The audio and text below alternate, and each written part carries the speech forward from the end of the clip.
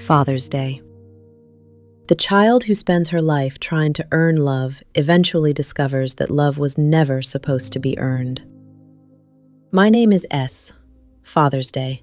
For some people, it's a celebration. For others, it's a reminder. A reminder of the father they had, or the father they never did. When I was a little girl, my father was a giant. He was strength, he was protection, he was the man who could do anything. At least, that's what I believed. Because that's what daughters do. We don't see the cracks.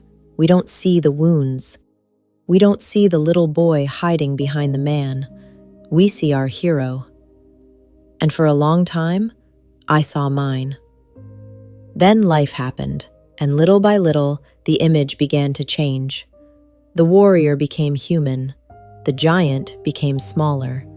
The mask began to fall. And what I found wasn't the man I thought he was. What I found was someone carrying pain he never healed. Someone fighting battles he never won. Someone so consumed by his own wounds that he couldn't see the wounds he was creating. The hardest part wasn't realizing he wasn't perfect. The hardest part was realizing I spent years trying to earn something that should have been freely given. Love, approval, validation, the feeling of being enough. I kept thinking maybe the next achievement would matter, maybe the next accomplishment, maybe the next milestone. Maybe then he would see me, maybe then he would be proud, maybe then I would finally feel important. But the finish line kept moving. No matter how hard I tried, no matter what I accomplished, no matter how much I gave, something always felt missing. And eventually, I had to ask myself a painful question. What if this was never about me?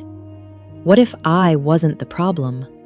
What if the little girl who spent years trying to be enough was already enough from the beginning? Because that's what so many daughters carry.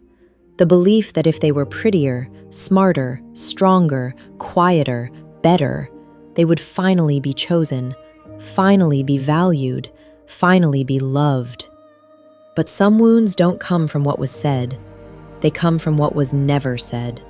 The call that never came, the encouragement that never came, the pride that was never expressed, the feeling that somehow your pain mattered less, that someone else was easier to love, that someone else was easier to see.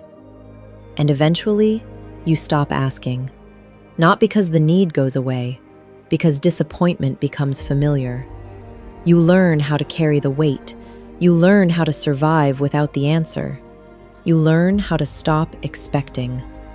But the little girl inside never completely stops hoping. She still wants to be seen.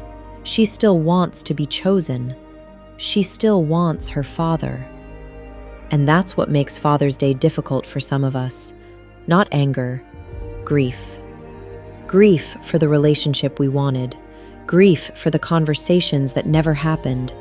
Grief for the version of our fathers we spent years believing existed. But healing begins when we stop carrying responsibility for a wound we didn't create.